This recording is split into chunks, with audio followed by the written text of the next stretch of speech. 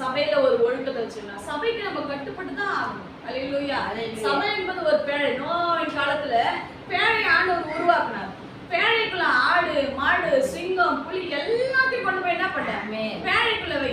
சிங்கம் சொல்லி நான் என்ன பண்ணுங்க காட்டுல சுத்தி நிக்கிறதாச்சே என்ன ஒரு பேழைக்குள்ள அடைச்சு வச்சிட்டீங்களேனாக்கா அது இஷ்டத்துக்கு போச்சு. அது என்ன பண்ணிருக்கோம் தண்ணில தான் மாண்டு போயிருக்கும். ஆனா கட்டுப்பட்டுச்சு சபைக்கு.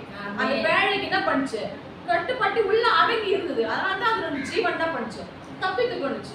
பெரிய ஒட்டகம் நான் இவ்வளோ எத்தனை அடி உயரத்துல இருக்கிறேன் என்ன கொண்டு போய் இந்த ஒரு சின்ன என்ன பேழைக்குள்ள அடைச்சு வச்சிருக்கேன் ஒரு ரூமுக்குள்ள.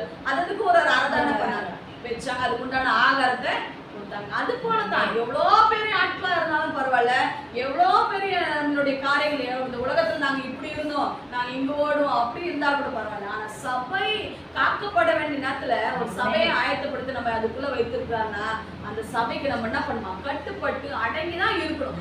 அல்லேலூயா.